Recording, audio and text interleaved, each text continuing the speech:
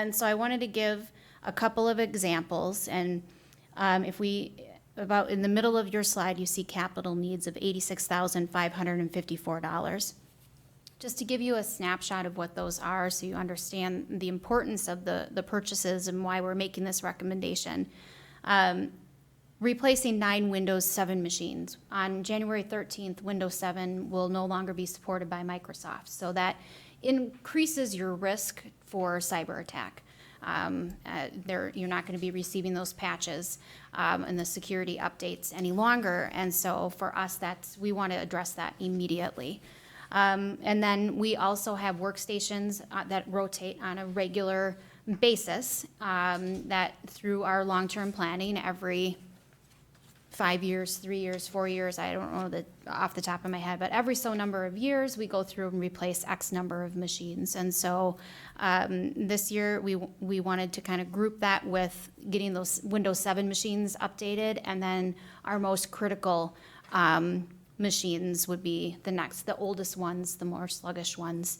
And with that, to start moving towards some standardization, which will help save costs, so that back to those IT managed service costs of $60,000, if our provider only has to deal with one type of computer or one standard, it's much easier, more efficient for them to deliver services for us and saves us money in the long run. We do have our core infrastructure is aging, and we have a few pieces that are critical for us to address immediately.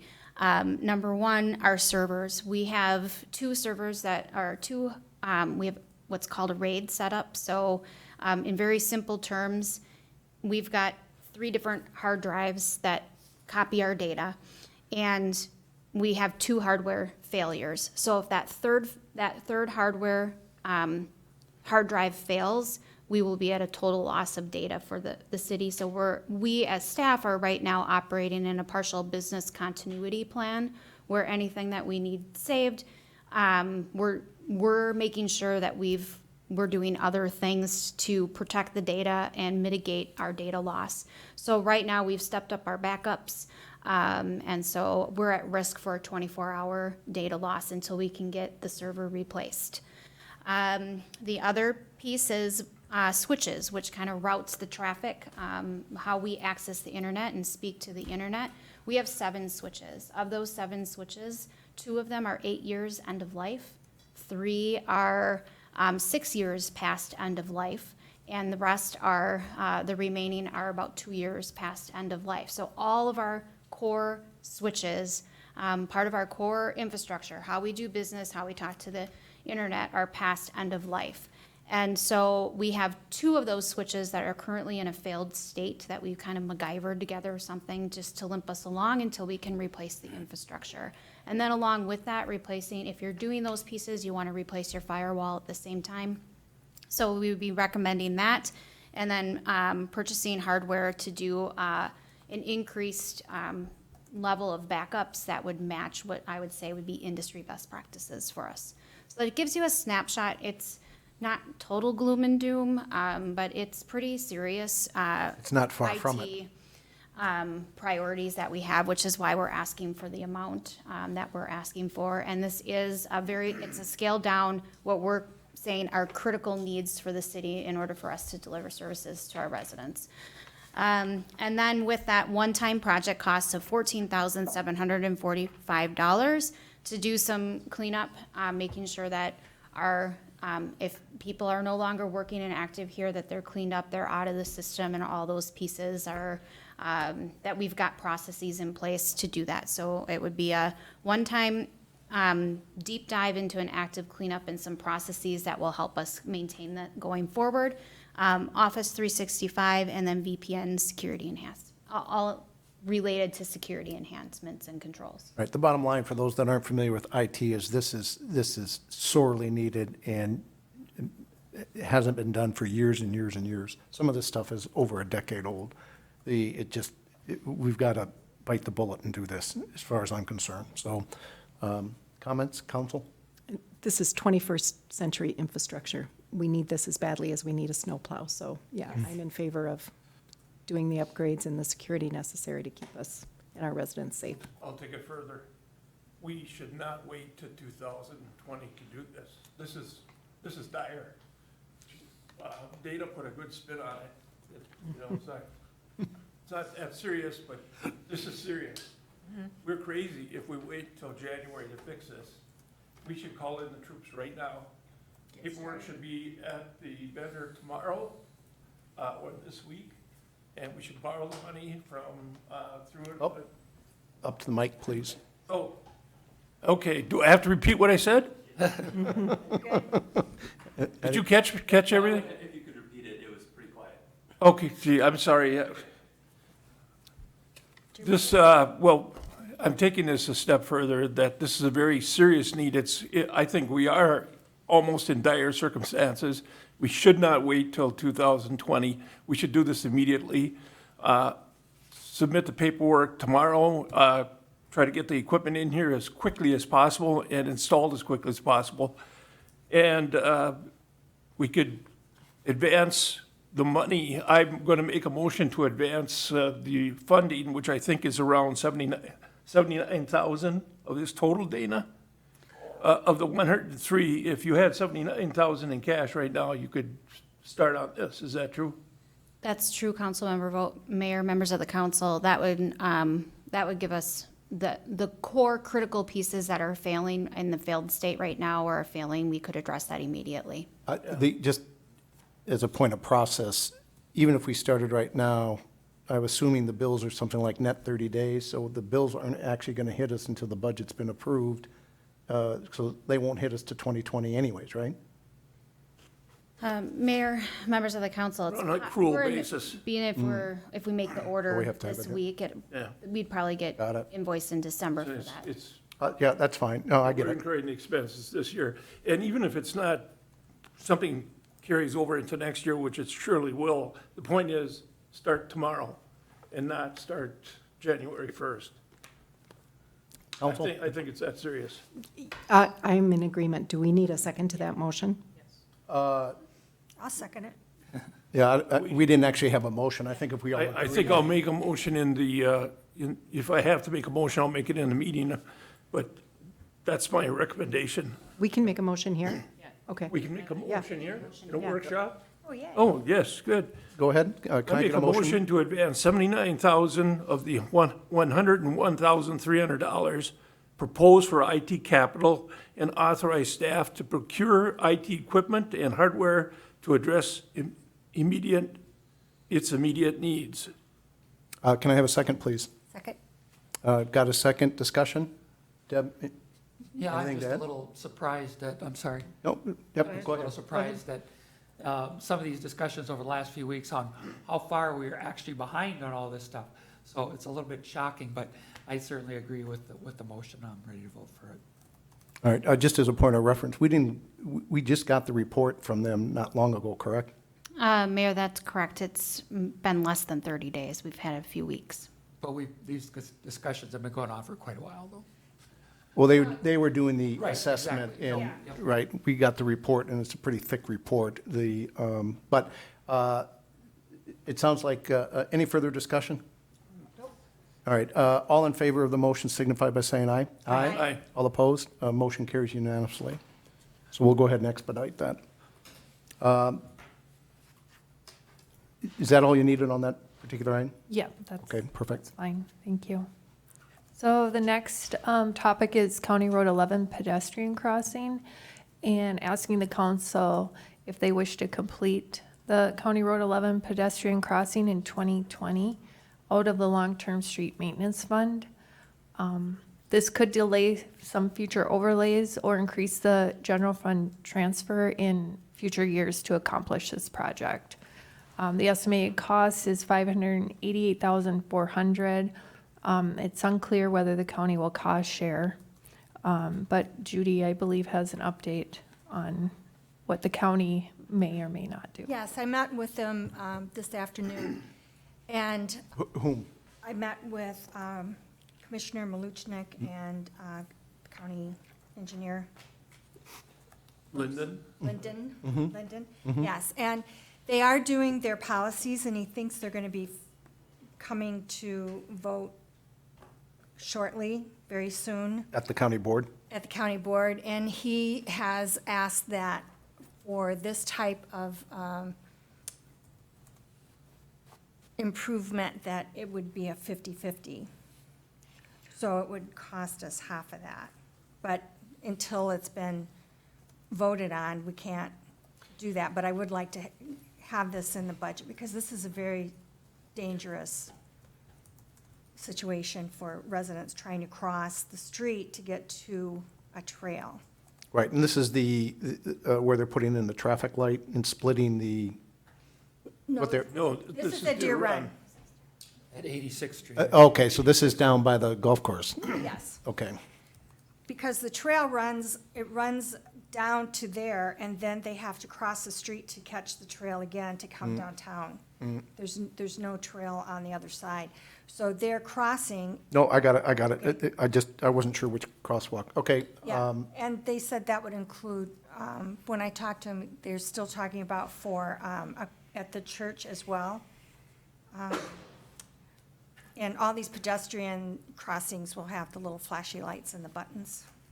Yeah, but this one, this 588-400 is specifically at the Deer Run Golf Course crossing, right there across from Wintergreen? Right. yes. Okay. And the county expects that it'll be a 50/50 split, He's put that request in, yes. but we don't know what the outcome is yet. The county board could. We'll know soon, but All right. I'm just saying that we'll get 2-for-1 if they do. So our budget could be 300 instead of 588. Yes, but then we're talking about down by the church as well. Is that in 588? No, I'm just saying that when we discussed it, they're wanting to do the intersection, they're wanting to also do the Deer Run pedestrian crossing and the church Church. pedestrian crossing, to do it all at the same time. This would be what was given to us prior to this meeting, last October, I guess. So is that the design where at Deer Run, there would be a median put in?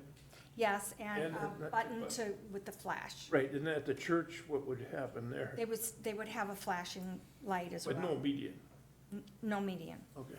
All right, so I want to be clear, because I thought this is just the Deer Run. This is also the Yes. church, or is it? Okay, this price is just for Deer Run that was estimated last year. What I'm saying is that I would like to keep this amount in there for now, because I believe that once the policies have been voted on, we'll be able to get both for at least that much Oh, so you want to keep, what you're saying is you want the full amount in there. for now. We have the estimated cost for one, we don't have anything on the estimated cost for the other. Right. All right.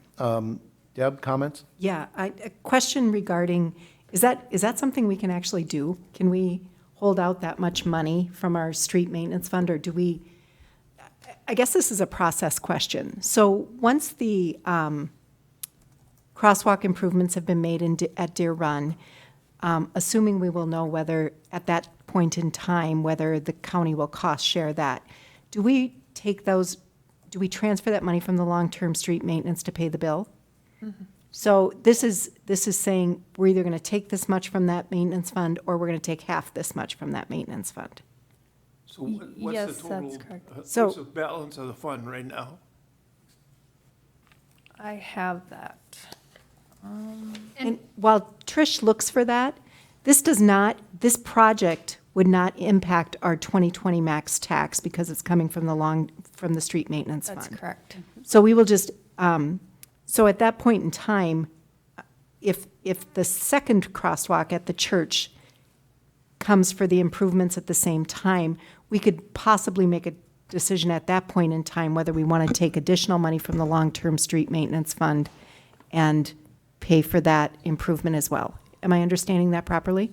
So, Councilmember McMillan, Mayor, members of the council, it won't affect the 2020 max tax, or the budget, as long as within that fund, or within, I mean, you'll have to make, if you want to do everything that, and I can't remember off the top of my head what we have programmed for 2020 in the long-term street maintenance fund, but let's say you have 3 projects, and this 4th project comes in, the County Road 11 comes in, and that brings you over your allocated costs for 2020, you're gonna have to make some decisions for 2020 for it not to have a budget impact. Now, that doesn't have to happen in the street fund, it just has to happen somewhere in your budget where you'd have to reduce to stay within your budget. Okay.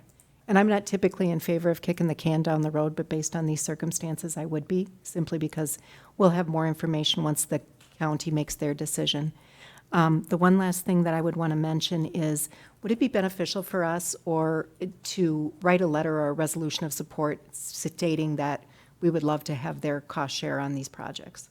Is that, make sense to do that? Does it matter one way or the other if we spend some postage and send a letter? Mayor, Councilmember McMillan, members of the council, it certainly can't hurt. And you've done that in the past. And so we would be happy if council wants to go that route, we would be happy to draft something that the mayor could sign on behalf of the council,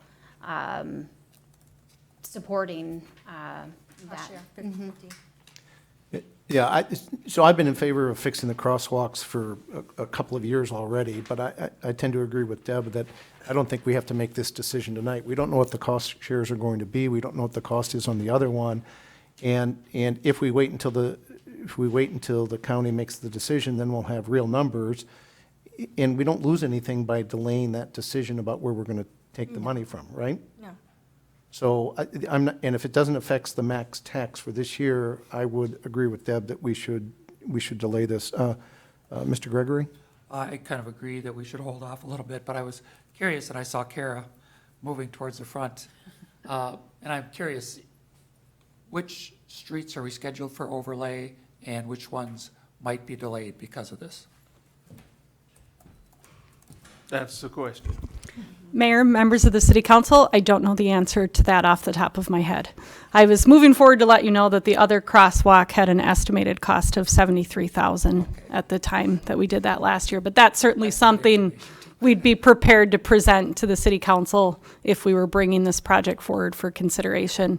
I suspect that the county would be looking, their policy will indicate this, but I would imagine they'd be looking for the city to lead such a project. I don't know if that was discussed at all today, but you know, once they establish a policy, staff can certainly come back with a presentation about what else is programmed. A question, since these are county roads and not city roads, is it typical that they ask the cities to participate in that for crosswalks? You know, I haven't done a review of the various different counties' policies, but I would imagine that Linden typically will look at other county policies in establishing theirs. So I do think that that's been information he's been using to inform his policy development. So The one, we've got a cost of $588, and the other one you mentioned were 70. 73. So what's the difference in construction of these two? On the one at 86th Street by the golf course, a large length of the county road needs to be reconstructed to accommodate the median. Okay. And the reason for the difference is the speed limit there is significantly higher than it is by the church. So the 45 versus 30. 30. They would both have flashing lights? I believe they both had flashing lights. Gotcha. Yes, both had the RFB systems included in their estimate. Yes. Okay. So if, Was that it? Yes, sir. Thank you. Mr. Vogt? even if we don't make final decisions tonight or even tomorrow, strategically, we should talk about it, because how much is in the street fund right now?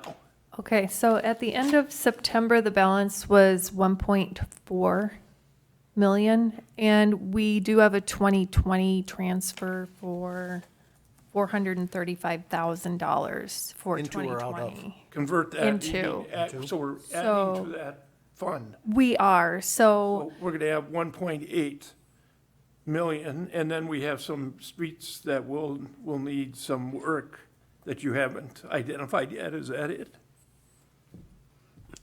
We have preliminary streets identified, I just don't recall them off the top of my Well, head. without saying what they are, what's the ballpark, order of magnitude?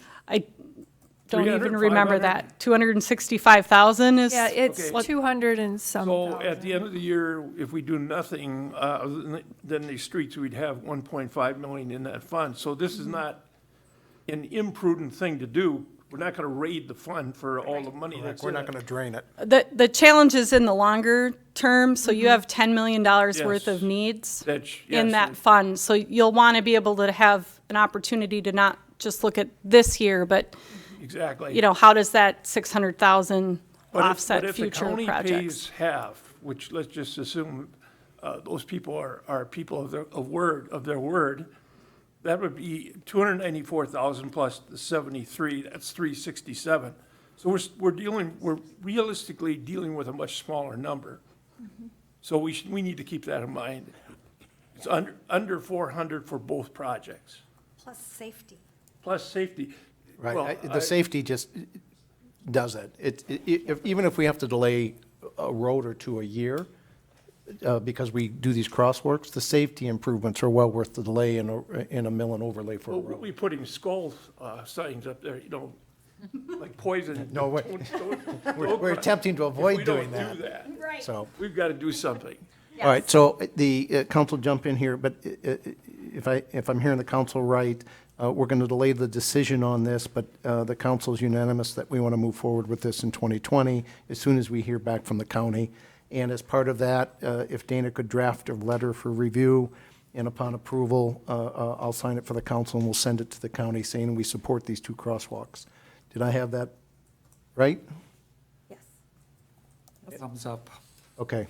Is that what you guys needed? Okay. Yep. So now we're moving on to the My Sidewalk subscription. This was one of the items that was added to the max tax, so it is in the budget. So we're just asking again to make sure that council would like to fund this My Sidewalk economic development and marketing tool. Yes. For me. Yep, thank you. Mr. Gregory? Yeah, I'll get a nod on that, yes. Mr. Vogt? So tell me in 2 sentences what this My Sidewalk tool does again. Mayor, Councilmember Vogt, members of the council. The My Sidewalk tool is we'll call it a community engagement and economic development tool that is interactive for members of the public. We've currently used a demo piece. We've got access to a couple of the data sets. So I'm going to go into more than 1 or 2 sentences now, but and we have actively used some of the data sets and spinning up reports and data at some of when we're at the table, having negotiations with some of the developers or potential developers that are looking to come into our community. It's been a very useful tool. I think it really allows us to put our best foot forward when we're at the table in something that, and then to send somebody away to be able to look at and play with the data that they need. So you have access to over 2,500 different data sets. We can layer on our own. It's storyboarding at its finest. Sold. Okay. Oh, It does, Okay, absolutely. An actual map, Yes, like I can look like GIS. yes. Okay. point of clarification, this is an annual cost, it's not a one-time It's an cost. annual cost, that is correct. Okay. And then tell me a little bit about, in 2 sentences, the community engagement. How would we use the community engagement part of this? Her 2 sentences are used up. So, Sorry. Ration your words, Dana. so Councilmember McMillan, Mayor, members of the council. On the community engagement piece, you can talk about neighborhoods. You can really showcase different projects or neighborhoods or initiatives that we're doing and how that will, when we think about the efforts that we're wanting to do to attract visitors and some of the economic that we talked about at our strategic planning session, we could use some of the reports and data to really have a presence without having a CVB. We could use that as a marketing tool as well. Can we also use it for community engagement? So for instance, we know that there's going to be tree trimming going on in the neighborhood. Can we send that out to residents that way? Can we solicit feedback from residents on things So, with the use of this tool? Councilmember McMillan, it's a great question, members of the council. It has some ability to do, it doesn't have like the push notifications. We have other tools that allow us to do that. But it does allow us, for example, to inform the community. Let's use our strategic plan. We've got goals that are set over 2 years. And it would allow us to illustrate how the progress that we're making towards meeting those goals in a very visual way. So every time we do something, you could kind of see that green bar getting closer to being full. So it really adds a narrative or a story visual piece to the data that's easier and more exciting to comprehend, frankly. People don't want to scroll through and look at a boring PDF. It's more of the, how do I really get and drill into the data I want to see that's meaningful to me in a very visual and quick way. I'm not sure what limitations it has in terms of like surveys, but there are like, a flash survey. How do you feel about this? The council might talk about X topic, and we want to get just a flash, quick survey back on what the pulse of the community is. I don't know to what extent it's able to do something quite like that, but it does have some interactive tools with that. We could explore that a little bit more with them. And the simple, I'm sorry, more? I got one more thing. Go ahead. So I think this is a great thing that we should pilot and we should try this out, but I don't think I'm in favor of putting it on autopilot. I'd like to revisit this again at budget time again next year and say, how did this thing work for us? Did it meet our expectation and that sort of thing? That's exactly what I was going to ask. So I think there's consensus on the council to do it for next year, and then we can evaluate. In other words, there's no evergreen clause in the contract, right? That would be correct. We would enter into a one-year Perfect. contract. All right. Without objection, council? Okay, next item. So the next item is funding for a capital expenditures study. So the $59,000 that's in the budget already, this wouldn't be adding to that amount needed. It's just to get council's feedback on doing a feasibility study for the 13.5 acres underground stormwater and LCDA grant application assistance. So of the $59,000 that's in the proposed budget, we would need $15,000 of that. We're talking capital expenditures, so what did you just say? Did you say we're gonna spend 15,000 in 2020? Right, so it would be using 15,000 of the 59,000 that we have budgeted. So we'd still have a remaining budget of 44,000. But it's a capital budget, which means it's hypothetical in the sense that it's a planning tool. It's not It's a planning it's not tool, our current- correct. In the preliminary budget number of $59,000, what was our thinking about that money? What were we going to use that for? So we normally put some money aside for unplanned studies and some street, different street studies. And this is one of those studies that would fall into that category. And how did we arrive at that number? Is that something that's kind of traditionally, this is about how much we spend in unplanned, or do we just pluck a number out of? No, Yeah. it kind of, it ebbs and flows a little bit with needs. If we know of something coming up, we might make it higher. But this number kind of has been adjusted when I was doing the preliminary budget to kind of make things fit in. And that's kind of where it landed to get to that tax rate that we were trying to I see. be at, so. So whose budget is this 15,000 going to be in? Where's it coming from? So it is like an unplanned for contingency, such as at the end of the year when we compile all of our expenses. This would be 59,000 that we would have assigned for using for those types of studies if we need it. If not, it just stays in the general fund. Okay, this 59,000 exists or it's going to exist? It exists in the Okay. proposed, So you have a balance sheet account with 59,000 cash in it? so it's in the general fund Okay. currently. That's the question. Yep. It's coming from the general fund? That's correct. Okay. I have a question. Yep, go ahead. The feasibility study for the 13.5 acre underground stormwater, are we trying to, what are we trying to find out? So, Mayor, Councilmember Black, members of the council, what we're looking at here, so this really is coming from, and we're gonna have a more in-depth discussion on the Downtown West and the results of the LCDA grant, which you all know we were not awarded.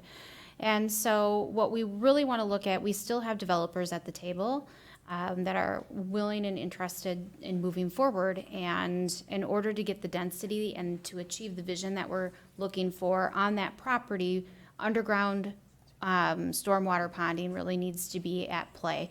And so what we're looking to do and what the feasibility study will do is tell us exactly how things need to be engineered in order for that to happen, but it will also look at how do we phase that. So we're not necessarily building out, we're limiting our risk in terms of full build out. So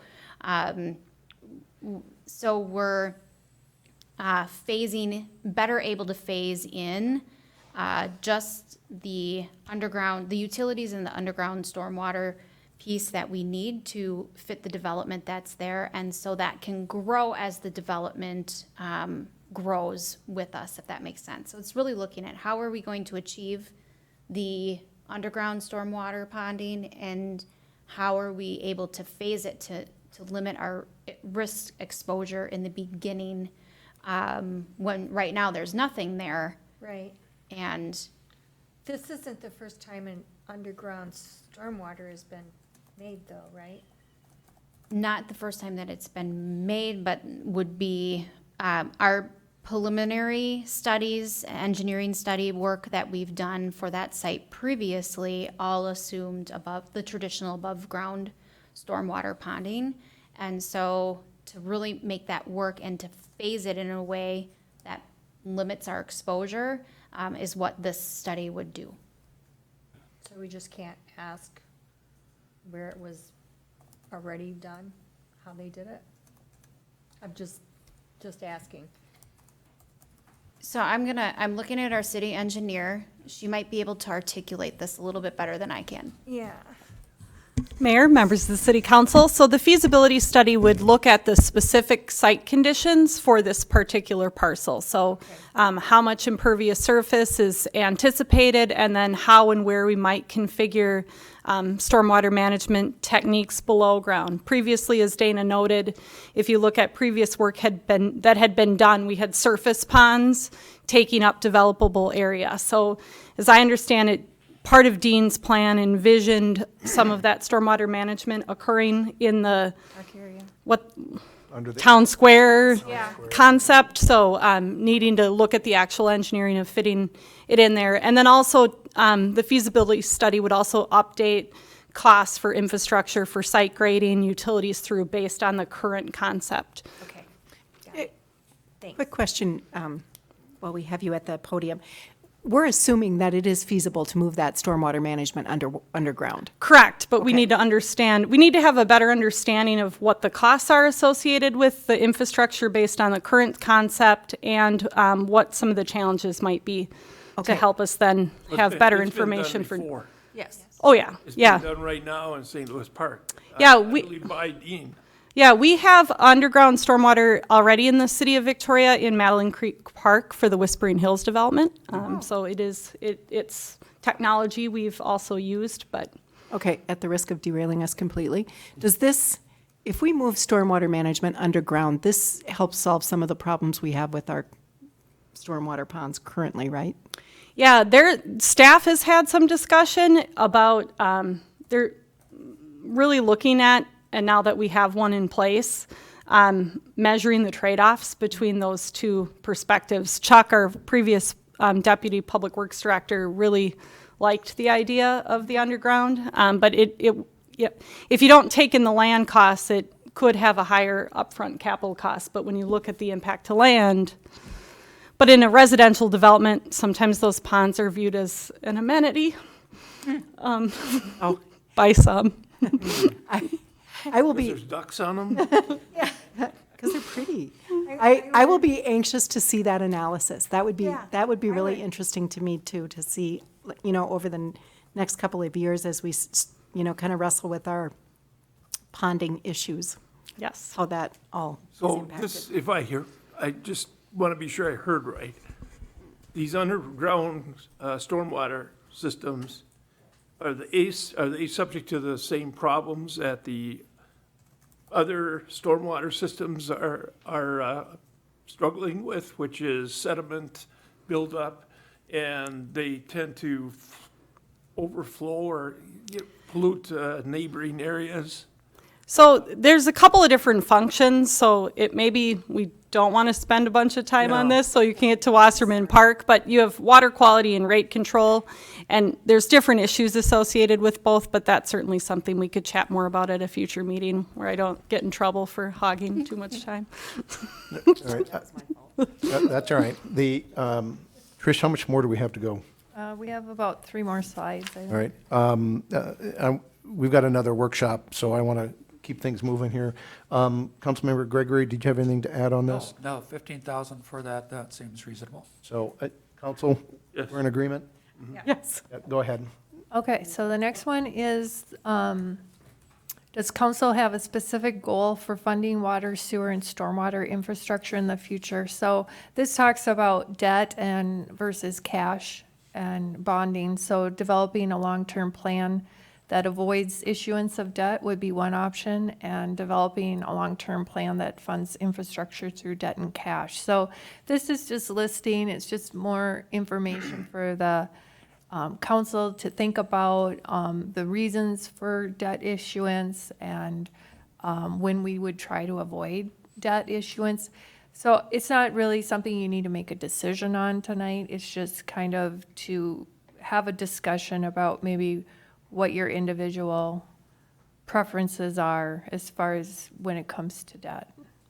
And Mayor, members of the council, if I could just add, what we're using this information for, so if you have any thoughts, and if you don't, that's totally fine. We can prepare both scenarios, one that assumes debt and one that does not. But what we're hoping for is that any feedback that you receive, that you give us here tonight will inform the direction that we give to the consultant that is performing our rate study in these areas. And so they, as we mentioned earlier, they're going to be creating a model for us. And so that model is going to look a little bit different if your goal is to avoid debt in the future. So what that means, to really simplify, is your rates are going to be a lot higher in order to achieve that vision long term. You're going to have much higher rates on the front end. But we could run both scenarios if you'd like to see both scenarios. But if there was a strong preference for one particular goal over the other, then we would just give the direction to our consultant. So any debt associated with these enterprise funds does not get into the levy, our tax levy. That is correct? So we have to understand that if by promoting debt here, we're not promoting debt that's going to be put on people's property taxes. Correct. It means that it'll manifest itself in higher rates. In the rates. So Either way, the there's- taxpayer pays Either for way, it. the taxpayer pays for it, but it's, It's a different way. it doesn't affect our credit ratings in the same way as debt that is on part of the tax levy. One of the things that I would encourage us to think about is, this is a delicate balance. I am not usually in favor of collecting a whole bunch of taxpayer money and then sitting on it, waiting for a time to spend it in the distant future. I think that kind of looks like we're overtaxing our residents. And to the point about where, it's coming from the taxpayers as it is, I'm not in favor of higher rates so we can sit on cash. I just don't think that's the role of our city government, and I don't think that's prudent financial management. Mr. Vogt? I think we need a history lesson. If we're going to have context to discuss this, we need a history lesson. What has Victoria done in the past 10 or 15 years? We've accumulated some funds in our water fund and in our sewer fund. How did it get there? I don't recall that we were charging exorbitant rates for anything. As a matter of fact, we've gone the wrong way probably with stormwater. So we need a history lesson to understand the context. We've had healthy enterprise funds without going into debt in the past. How did it happen? Can we keep it up? Can we keep it up? Mr. Gregory? You know, I don't have a lot to say about this, but if we're talking about development, if we're extending development and utilities, I think it makes sense to leverage some of that for the expected revenue that we're going to get from that. So, but I do realize it's a delicate balance, and I think this does warrant a much bigger discussion, but I'm not totally opposed to, leveraging some debt for some services. So unless the council objects, I think the direction is include both options, and then we can come back. Agreed? Yes. Okay, next item. Okay, the next item is the classification and compensation study implementation. So as you know, we have a consultant that has done the classification and comp study.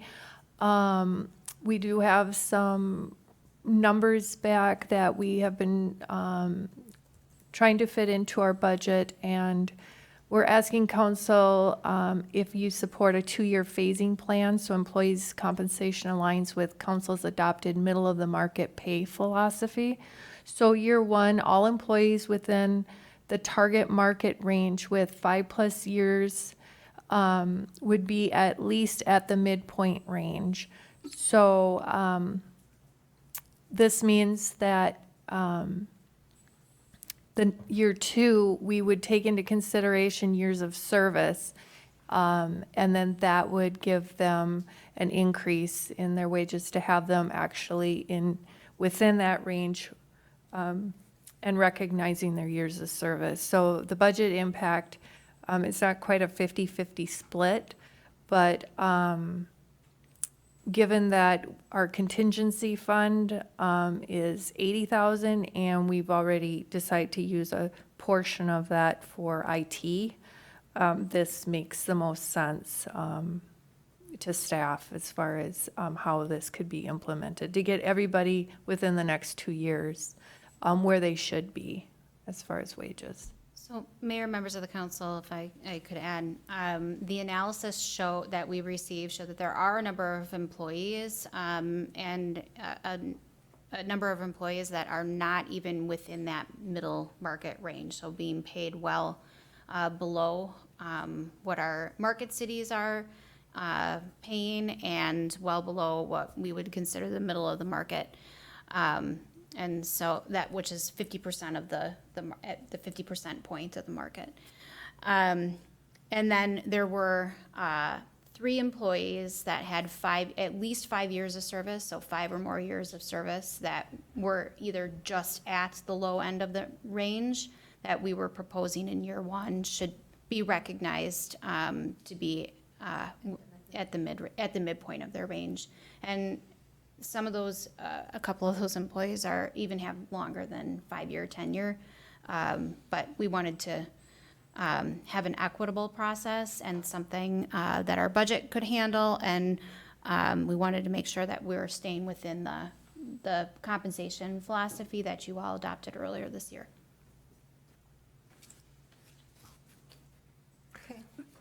So this somewhat confuses me. Are you saying this is what is needed to give people raises to get them to the midpoint, so that everybody would be at the midpoint? So, Mayor, members of the council, no, it's not saying that that everybody would be at the midpoint.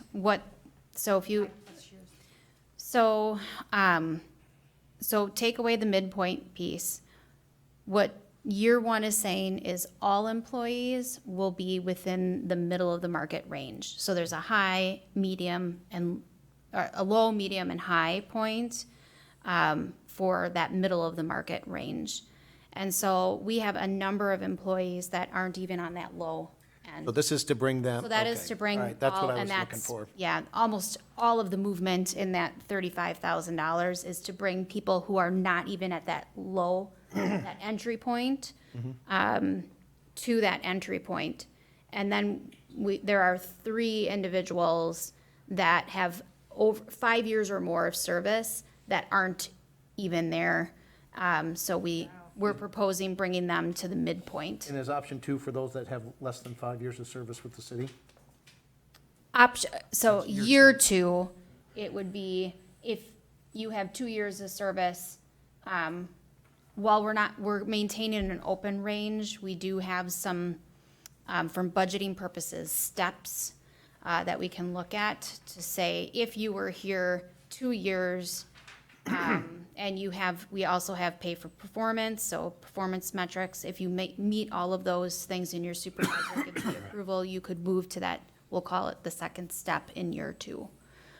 So it would be recognizing years of service and performance and related in year 2 to get to that amount, the 43,000 in year 2. So it's kind of the budget impact is only for year 1, 35,000, but we're kind of showing you it as a package deal because we want some transparency in what the total adjustment cost would be So over the 2 years. this is $80,000 in raises over 2 years. That is correct. All right, council, Deb? It is a tough labor market, and we want to attract and retain the very best people here in the city of Victoria. I am actually a little bit shocked and a tiny bit appalled that we're not at the low point with some of our tenured employees. So I am very much in favor of making this happen. Mr. Vogt? First of all, this is the right thing to do, but everyone should be impressed with the fact that when we're done with this, our wages permanently will be $82,000 higher than they were forever. So this is 82,000. After year 2, there'll be an additional 82,000 in our budget from going forward. That's true, right? Yes, to sustain Right, so we're permanently increasing our overhead. yes. I think it's the right thing to do, as long as we understand it. But the second question is, do you have the 35,000 in the current numbers that you just showed us? Yes, so we had budgeted $80,000 for contingency to implement the study. So we are using a portion of that, and a portion of it is going to be spent on the IT budget that we just talked about. So it So, was in a contingency, it's not in people's wages in the different departments. no. Judy? No, I agree. In order to keep good people, you have to compensate them accordingly. And if we need to increase the budget a little bit to make sure everyone's up to par, I think that's the right thing to do. Mr. Gregory? I tend to agree. These are difficult decisions, but I think our goal is to try to be middle of the road with many of the services and things that we offer. We don't want to be the best and most expensive, and we don't want to be the low on the totem pole either. So I agree. I think this is probably the right thing to do. All right, council has consensus. Next item. Okay, this is the last slide that I have before we move on to Wasserman Park. It talks about the Finance Committee and asking if council supports the dissolution of the city's Finance Committee. It was a holdover from when the city was an administrative form of government. It's not required by statute. There are some concerns that having all council members have access to the same information at the same time is a better option. And we've been utilizing the workshops to take those deeper dives into those financial related items. We do have online our budget, CAFR, and quarterly financial reports for transparency. And staff is working to enhance the public input on budget processes in 2021. Are there any comments about the Finance Committee? I want to start this discussion. I've asked many times over the past few years about where does the line get drawn between the Finance Committee and the council, and we've never been able to really identify that. And you cite some of the issues here, right, when you start talking about or approaching towards policy discussions, that's a council decision, but yet we talk about, well, we should make some changes.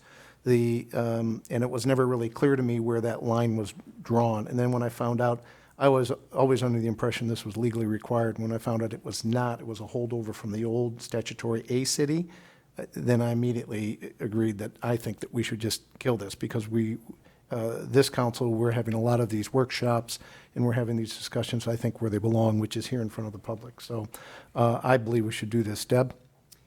I'm torn on this because I sit on this finance committee, and there are some really great people whose expertise from the community that we can draw on for this committee. It's, finances, taxpayer dollars are a sensitive thing. I always like the fact that there's oversight from the public on this. I'm open if we can figure out how to continue to include some of these people who really have some great input and some expertise that has been really valuable to me in this first year on the finance committee. So I'm open to the idea of it, but I don't know that I'm completely in favor of getting rid of it. Mr. Vogt? Well, I was on the finance committee when we were a statutory, is it A city? A. So I've seen both, and I think I echo Deb's concern. We usually have a couple people from the community, and I was one of those people from the community for a few years. And so there was some benefit there. On the other hand, we're a statutory B city now, Class B or whatever you call it. Statutory B. Yeah. And the city manager is supposed to have more autonomy, and I can go either way. I think there is a benefit to having the finance committee, but I think we can survive without it. I think we should, Judy, just a second before you go, I think we should also point out that the finance committee meetings are audio recorded, but they're not broadcast. People don't, unless they go in and ask for a copy of the audio recording, they can't see it. The difference is when we discuss these things in workshops, these same people that participate can come to the workshop and participate, or when we talk about it in the council meeting, and these are all video recorded, audio recorded, and broadcast, so a lot more people can see what's going on. I think if we keep the finance committee and not broadcast it or not, it is open to the public, but I don't know if I've ever remember anybody ever attending one of the meetings. Plus, there's still this disconnect, in my opinion, between what authority the finance committee had versus the council. And I think, and I asked the question and I could never get an answer because I don't think anybody really knows what the difference is. So I just think if we bring it out into the council meetings, I just think it's better and more transparent, better for the public. Judy, go ahead. Well, you took the words right out of my mouth. I'm sorry, you can have them back then. We're a statutory B city. Statutory B city says that the city manager manages the city, and that's her responsibility, and I think that's where it should lie.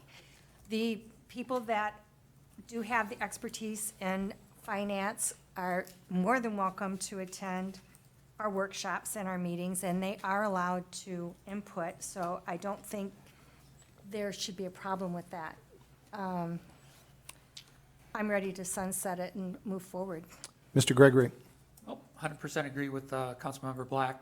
We've had lengthy budget discussions here on the council on these workshops over and over and over, and as the mayor said, these are videotaped, they're broadcast.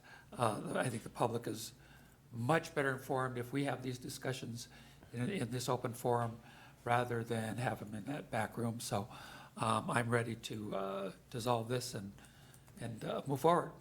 So it sounds like 3 yes and 2 possibles, so 2 maybes. And that sounds like we have enough to say, let's put an end to it. Okay, thank you. So just the next steps now, we will tonight have public input on the 2020 budget at the regular meeting, and adopt the budget and 5-year CIP on December 16th. So with that, I will move on to Wasserman Park. So the next item up is Anna's personnel review, correct? Yes, so, so yes, I am actually going to hand it to Ann and Anna because they are going to start this discussion off, and then we'll end with some financing options. All right, ladies, we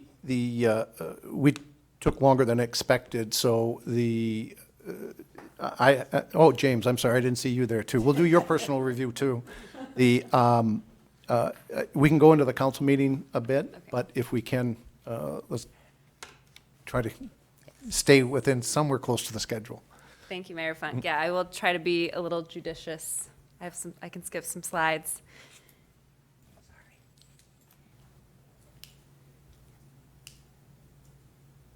Don't want to.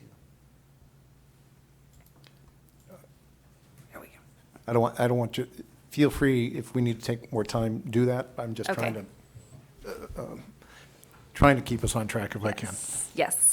Thank you, Mayor Funk and Council. So I know the primary purpose this evening is to discuss the park financing, but there were a number of questions and concerns that were raised at our last meeting. And because we are working fast and furious and asking both council and our board to make some big decisions in the coming weeks, I wanted to take the opportunity to address some of those questions, specifically about the site's kind of use as a passive nature park, as well as some questions around how we've arrived at the current programming decisions. And then I'll turn it over to your staff to discuss the financing piece. So as council is aware, the sort of origin of our interest in Wasserman Lake is the 2015 Memorandum of Understanding, which established, amongst other things, the restoration of Wasserman Lake as a shared goal between the city and the watershed district. In 2017, the watershed district approached the city about the opportunity to acquire the last undeveloped parcel on Lake Wasserman to develop a passive use natural resource-based park on this lake that was already actively being managed by the Minnehaha Creek Watershed District for carp, for nutrient loading through alum, as well as some other improvements.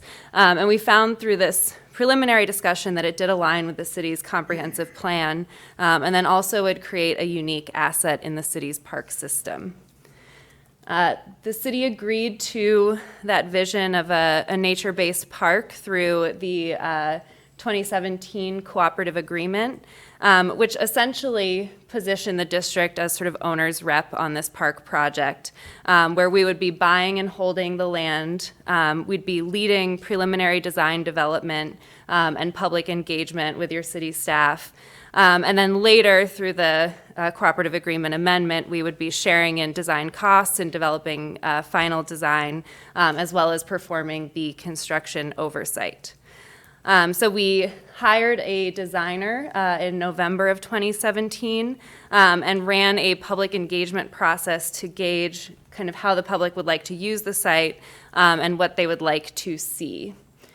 Some of the things that we heard at that preliminary public engagement process, which drew about 25 people, was that trails were sort of a number one priority, the idea of this trail and boardwalk system. There was interest in both the fishing pier and kayak access, though the fishing pier was slightly prioritized. From a children's activity perspective, there was a lot of enthusiasm for the nature play. And there was a lot of interest in maintaining winter use, including the skating element. We took that feedback and developed a revised concept plan. And then in working with your staff, the skating element was quickly eliminated due to budgetary constraints.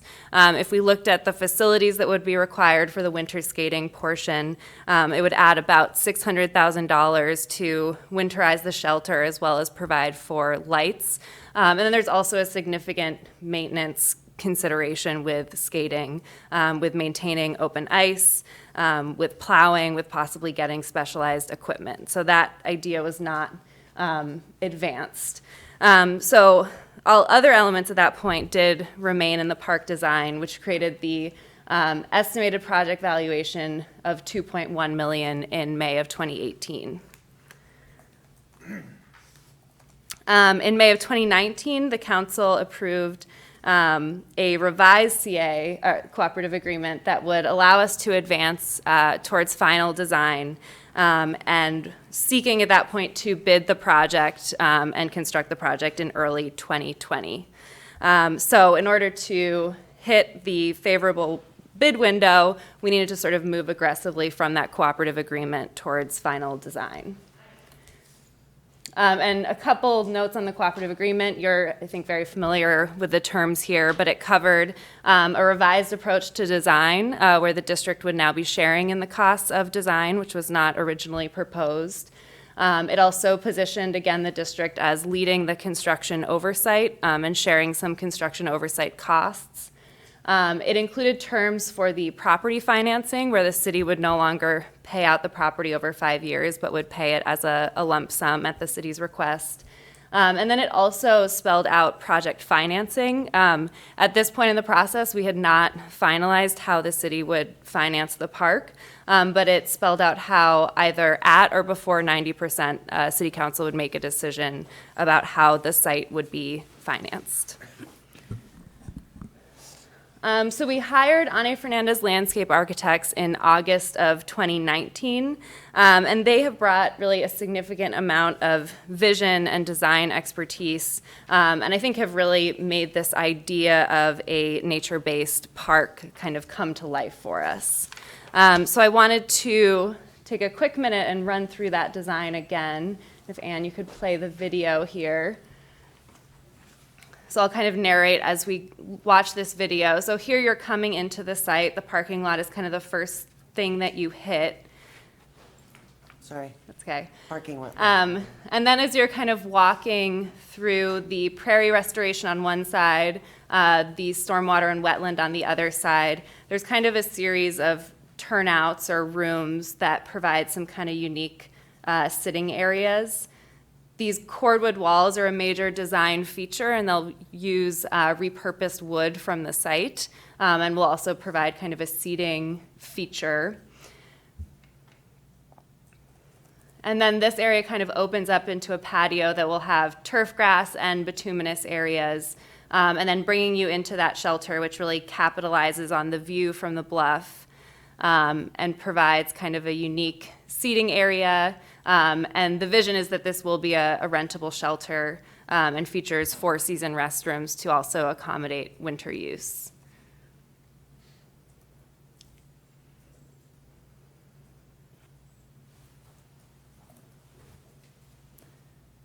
Now we're coming around the corner and looking at that nature play area, which is built entirely from materials repurposed from the site. From our tree work that we'll be doing. And this is kind of the gross motor function area that's more kind of climbing and steppers. And then it will have this concrete culvert that's kind of used as a play tunnel that will tie right into a prairie trail system.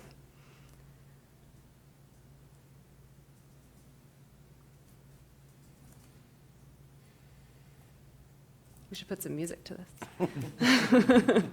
And then we're coming around the corner and looking at the fire pit feature here, which really kind of transitions you out of the sort of patio gathering area, and there will be kind of trails coming down from there out into the peninsula area, and then eventually tying into that boardwalk and island feature. So I have just a couple of quick design features to highlight here. Even from the video development, we've kind of further advanced this shelter design. This is sort of the most recent iteration of how it will look. Again, it capitalizes on that bluff, features the 4-season restrooms, and the restrooms are sort of strategically placed in that shelter so that they kind of create a divider, so you could potentially rent part of the shelter for a smaller group, or a larger group could rent the whole thing. Again, the nature play is fully repurposed from the site, and there are two areas, that gross motor feature area that we showed, and then down in the peninsula area, there will be kind of a clearing that will feature loose parts, which are essentially you're providing pieces of material that allow kids to climb and build forts and do that kind of play. The lake access we have discussed. At present, it's proposed to be a multi-use dock off of the island feature, which is accessible through the boardwalk that is currently out for bid. Again, the only sort of element that's been eliminated through this design process was that other lake access, where we are kind of focusing the lake access now on this piece. We have discussed how we can still kind of program in the kayak piece, and there are a number of options, including you could have sort of a special paddle event where you're encouraging people to meet at the boat landing, paddle into the site, and kind of create that paddle-in feature through those events. And you also could furnish the site with kayak racks, either rentable or kind of private use. And that would be something that could easily be placed out on the island to kind of encourage that kayak use. And then we discussed at length sort of the restoration component. Again, the district has invested in the pond nutrient reduction program through an alum treatment, and we'll be doing a second one in 2021. And then the district is also kind of bringing its natural resource investment into the site by not only performing kind of the wetland vegetation enhancements, but also performing the work to establish the prairie mound restoration, to perform the stream channel enhancement, and then really developing that oak savanna feature. So I think with that, I can turn it over to Anne. Thanks, Anna.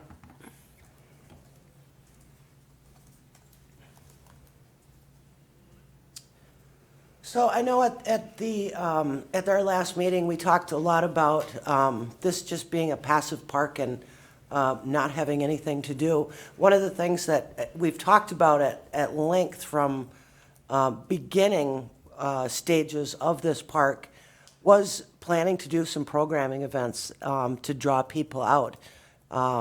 We have a lot of opportunities and partnerships with Carver County, Three Rivers, Minnehaha Creek Watershed District, and schools to do some outdoor-based or natural resource-based education.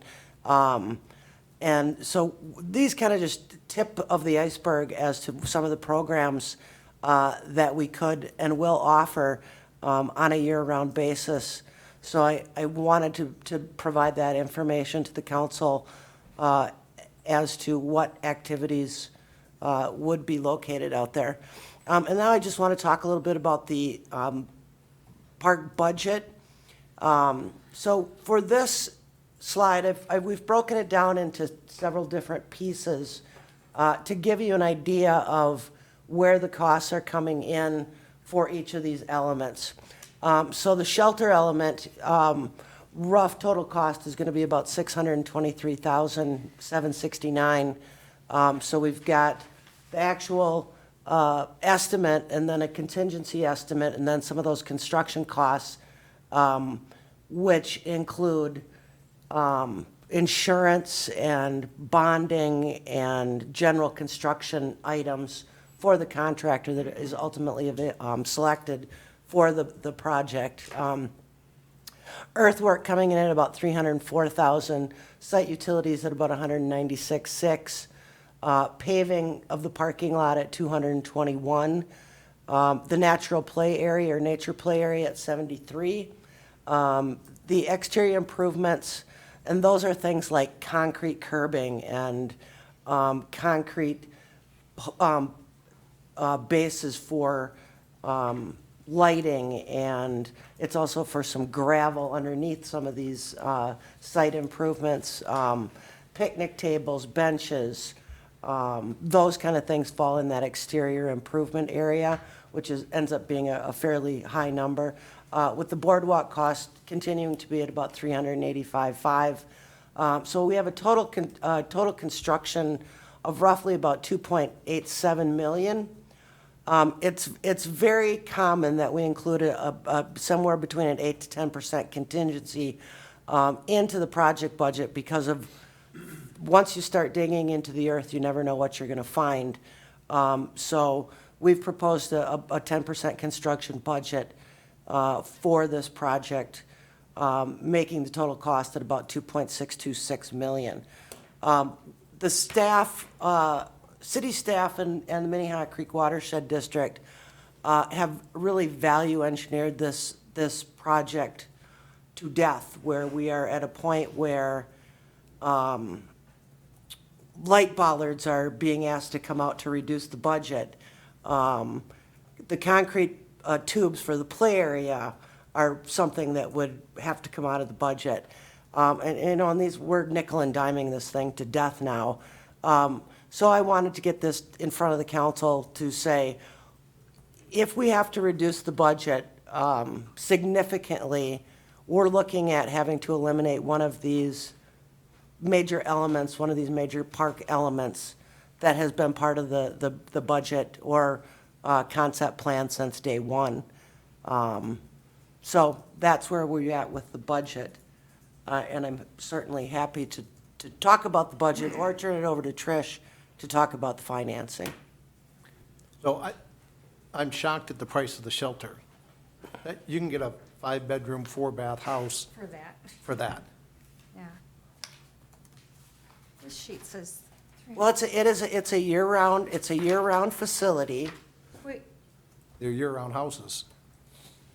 Because we're getting 2 bathrooms and a cover on a patio. yeah. And that's $623,000? This has been a question right from the beginning, so. The original estimate came in at about 700,000 or so with the warming house when we had it out, when we were contemplating the ice skating rink. So there are certain elements that ultimately cost to provide a park shelter like this. Restrooms are not cheap for year-round use in a park like this. They're not just regular bathrooms that you have in your house. They've got to be insulated, they have to be plumbed, they're basically vandal-proof, or try to be as vandal-proof as possible. How many toilets are in each? Just one. So it's One toilet Yep. in each bathroom. Mayor Funk, if I may, I would just add that this is a very bare bones shelter from a construction standpoint. I mean, we're not putting any kind of fancy thrills out here. The restroom core is built out of concrete block. I think it's a great comparison when you think about it in terms of a single family home. I think just the sort of economics of park shelter design are different, and I don't think that we're wildly out of line with what you see. We've tried to really kind of pare things back and be as simple as we can here. I'm just shocked that I mean, we've all seen the pictures, that it would cost that much money to build that piece of it. Because I'm assuming the shelter price is just those 2 restrooms and the angled cover and the patio that they sit on it. Yes, Mayor Funk. And most of the cost really is in that restroom core. And there's no way to move the restroom core in terms of cost. It really is just the most bare bones 2 restroom. Is this like facility that you can running get. lines all the way up to the County Road 43 and connecting into something? Or Sewer is, yes. So is that part of this price? The utilities are excluded from that. Just to, Mr. Mayor, just to give you a comparison, so the Lions recently did a remodel on the Lions Pavilion the last couple years. The total cost was over $600,000 to remodel Lions Pavilion. Yeah, but And that was a to enclose it. significant upgrade, far more than this. And was the band shelter down here over 400,000? Yes, That's what I thought. So I mean, that just, Yes. I mean, if you look at that band shelter and you compare it to this, and then you add bathrooms, it doesn't take a lot of imagination to see how. Well, I want to get into that business. Yeah. Yeah, I'm not doubting your word, right? I'm just shocked that this costs this much for that, what doesn't seem to be all of that much gain, right? You look at the price of a home, and this is you can get a very nice home for $623,000. That's year-round with 4 bathrooms, right? I mean, if that's what the market is, it's just like, Intuitively, it doesn't make sense. exactly. Yeah. So, and you say that utilities are separate, so it's not the cost of utilities. The utilities with inside the guts of the facility are included, but no, to bring the actual sewer and water in are separate. They're under the site utilities at about. Right, but that's the point I was Yes. making. Yep. And it's not the earthwork, right? There's a separate line item. 37,000. I'm just shocked. Certainly. So All right, well, I guess it doesn't matter if that's what it costs. The council's, this total doesn't include the fishing pier? No, the No. fishing pier is included, Councilmember Black. It's not a line item that's pulled out. I believe Right. it's in exterior I improvements. think it's in the exterior improvements, yeah.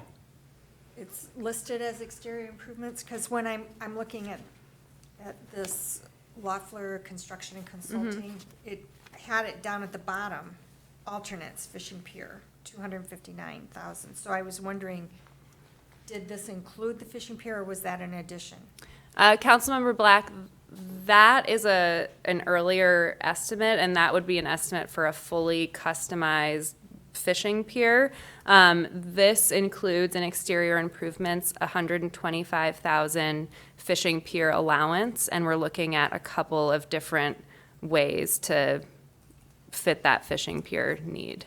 So yes, it is included in this cost. you know, you throw the Yeah, land- we've done several renditions of the budget, Councilmember Black. But you We've done throw the land- several renditions of budgets. Okay. So you throw the land cost in here, and we're at 3.5 million for this project, right? And originally, it was pitched to us as, sorry. It was pitched to us as, I thought, 2.1 million originally. Correct. Not including land. That was just the park construction cost. So it's already $500,000 over that, on top of the land purchase. And none of this was planned for, or funded in advance. The total construction is about 200,000 over, if you look at the total construction of 2.38 versus 2.1, and then you've got your added contingency. The thing with the contingency is ideally, we don't spend it unless we absolutely have to. Those are in-field changes that occur if we find bad soils, or if we run into a boulder while we're installing the utilities. Those are unforeseen things that happen in the field during construction projects. So ideally, we don't spend those unless we absolutely have to. So from the original estimate, now we're at about 19 months ago when that original estimate came out, we're at roughly about $200,000 over that original estimate. Let me finish up. You know, when I originally voted for this, I made the point repeatedly that we needed to get the amenities to the extent we could through grants, and we haven't gotten a single grant dollar allocated to this. Is that correct? That is correct, but I am working on some. I will be working on grant applications. Usually they don't start until the first of the year. What kind of ballpark? There aren't a lot of grants out there. They're very competitive. I have a grant in for some of the tree work on this project. Roughly about $20,000. I had submitted more.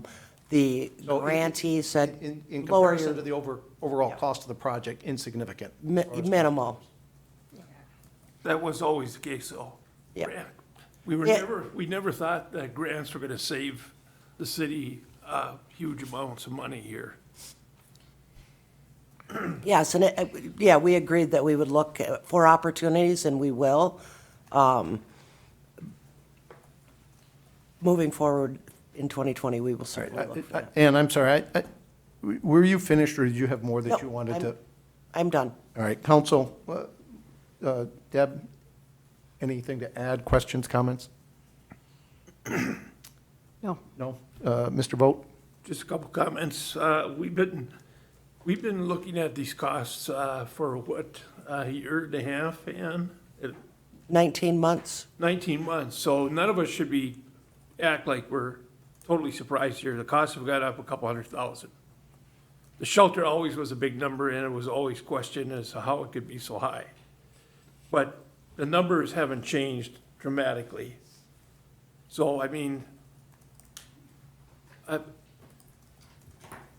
can't look at this and say I'm disgusted and I want it to stop because these are the same numbers we looked at 2 years ago.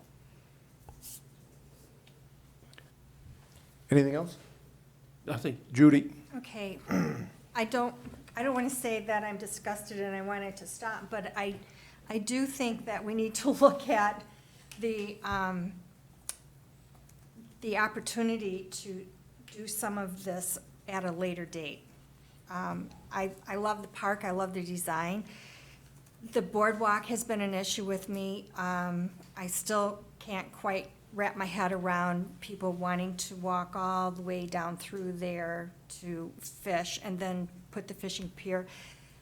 I think there's an opportunity here for us to do some sort of fundraising to get that money and do it at a later date. I don't know that we have to do it absolutely this winter. There's some other things like the fire pit and the grills. There's $72,000 right there. $2,000 to stripe the parking lot, we could do that. I mean, I'm just looking at some of this stuff. Those can all be added at a later date. I'd like to see the programming come in. I didn't see anything really in the programming that involved fishing other than ice fishing for carp. And I Yeah, those were just ideas, Councilmember Okay, Black, but just to give you some ideas on I what did, could yeah. happen. And they can fish if they go to the public launch. And they can go around the lake. So it isn't like they don't have access. I think we can go ahead. I just don't think we need to go ahead with all of it all at once. I'd just like to see it just get going a little bit, and then as we see the need, then we add the other projects to it. Thank you, Mr. Gregory. I just see this as a unique opportunity, a natural-based park. It's more of a passive park, a nature park. The Park and Rec Committee even considered possibly even changing the name more to highlight those things, call it more of a Wasserman Preserve type of thing, just to highlight the fact that this is more of a nature type park. And as far as trying to phase in projects, we're always going to be strapped for money. We're never going to find an extra pot of money for $300,000 that we can just go ahead and build a boardwalk. It's always going to be tough. So I'm kind of anxious just to move on to the finance end of it and see how we're going to finance this. All right, Trish, without objection? Trish? Okay. Thank you, Anna. So I just have a few slides here. Kind of going, just a quick review. In May, we had the workshop. We presented 4 options. In October, council approved to use $643,000 of the undergrounding bond proceeds for partial parkland purchase. And now tonight, we're going to talk about discussing the funding options for park construction. And then we will, let's just move on to here. So the budget impact. So for 2020, the bonding would take place in the spring, so there is no increase in the levy or tax rate regardless of the option that you choose. 2021, we would begin the 20-year debt service payment at about $170,000 a year. There's no budget impact if the franchise fee revenue is used for debt service payment, and if not, and you choose to levy, it would be about a 3.2% increase.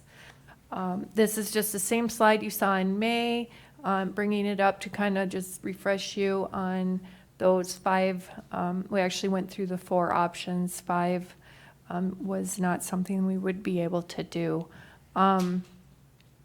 This kind of shows what the best options were at the option 3 and option 4, which is what we've decided that we wanted to bring back to you tonight for discussion. If there was another option that you wanted to revisit, we'd be happy to do that as well. So option 3, redirecting the revenue from the existing utility franchise fees. That would be no crease in the levy, and the park vision is complete in the near term. The downside would be any future undergrounding projects would be delayed. We currently don't have any projects identified. This slide shows what the impact to that undergrounding fund with the debt service payments. The $170,000 debt service payment for Wasserman Park beginning in 2021 shows that we can sustain the fund balance with the revenues staying steady. We would anticipate the revenue franchise fees to increase due to population. However, for budgeting purposes, we just kept them steady to be conservative. This also shows paying the $135,000 debt service payment that we currently have for undergrounding, which would be paid off in 2031.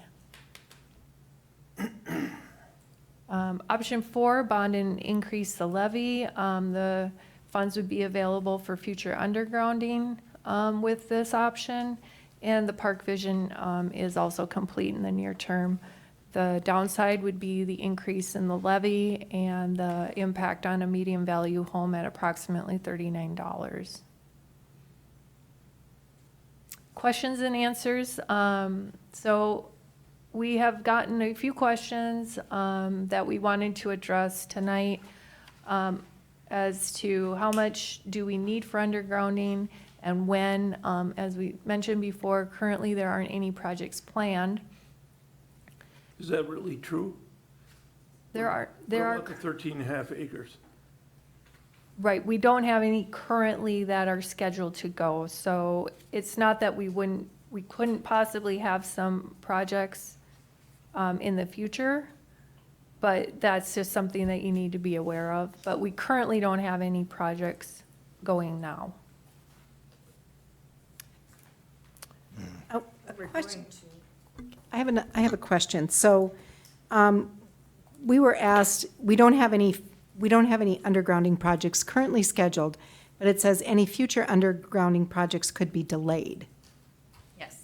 But that doesn't impact, but we're still carrying a really healthy fund balance. Correct. So it especially once that other debt service payment is paid off, the original one, that would free up quite a bit of revenue from those franchise fees to allow for future undergrounding. So it's not that we couldn't do any, it's just that like a very large undergrounding project may not happen sooner than later, depending on the price. We have no idea what the cost would be to do undergrounding to the 13.5 acres right now. So it's really hard to kind of plug in any numbers when we don't have any. But it is something to consider if you wanted to use franchise fees. Well, that you can get an may order of limit. magnitude. How much did it cost to do the undergrounding? 600,000 originally. 600? For, 300 yes, for for the Steiner. original project, and then I believe the undergrounding on this road was 300 on around Steiger. 300 or 200 and some thousand. So it tells you for $1 million, you could probably do quite a bit. That's correct, yes. So if the 13.5 acres happens, there'll be a sizable amount needed for the 13.5 acres in a period of years.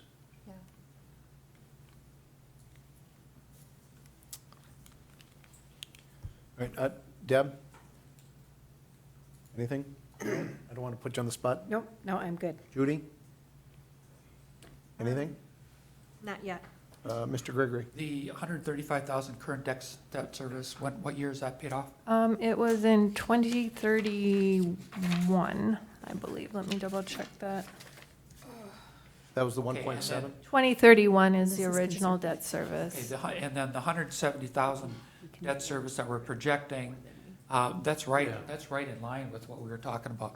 over a year ago. I think we were even up to almost 200,000 in Yeah. costs that we thought could be happening from this. I think we were So- estimating Right, 190,000. So I think it's right in that ballpark.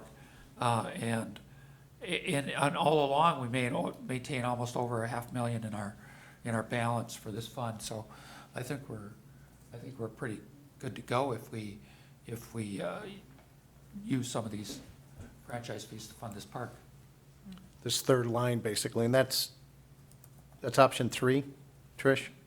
So out of the, yes, so out of the two options we brought back to you, option 3 would be the one using the franchise fees. Option 4 would be the, to levy for the entire project. And we don't have any exact numbers, but with option 3, there still be some leftover franchise fees that potentially could be used for the 13.5 acres if something happens there. Right, so because we're starting with the balance at, about $440,000, I mean, that does free that up, and we're still able to cover those debt service payments, so, I mean, the decrease for the year does go down slightly, starting in 2021, however, like I said before, we did budget those revenues staying flat, and we do anticipate that those revenues will go up. So I can kind of see that it would be closer to kind of a wash versus that negative. So we'd still have, some fund balance to pay for some undergrounding if we needed to, depending on what the project was. This is conservative. You've got, as you said, 290,000 franchise revenue, the same amount. We're gonna be building, houses every year. Correct. I mean, So that will go up. so the balance, instead of being 550,000, could easily be 700,000 or 800,000. It could be, yeah. We just wanted to be conservative at this point with our numbers, so. All right, so council, can you go back to slide, option 3 and 4, please, Trish? Okay, so I can bring up, here's option 4 with the, Go back to where you had the 5 options, Oh, that all slide. options. That's what, there you go, thank you. Council, so is there a consensus on using option 3 here over option 4, the two that Trish talked about? I have one quick question. So is the bonding, the option number 4, did we already put that in the max tax? Is that so accounted for in it the wouldn't max have tax an levy? impact on our max tax for this year because we would bond this year, but we wouldn't have payments until 2021. So that is when you would see the effect of that. Got it. Okay, that being said, I'm in favor of option 3. Mr. Vogt? Option 3. Judy? 3. Option 3. That's 5 of us. Option 3. Okay, thank you. All right, and I'm going to get in the shelter building business. You can build ours first and it's half price. Dana, Trish, is that all you needed? That's all I have, thank you. All right, for the public, just to let you know, the workshop, as you can see, has gone over a bit. I'm going to go ahead and ask for a motion in just a moment to close the workshop, and then we're going to take about a 3 or 4 minute break because we have to reset the audio and video for the council meeting. So at this point, I ask the council, can I get a motion to adjourn the workshop, please? I'll make a motion to adjourn this workshop. Second, please. Second? Discussion, hearing none, all in favor signify by saying aye. Aye. We are adjourned. We'll reconvene the council meeting at 6:55.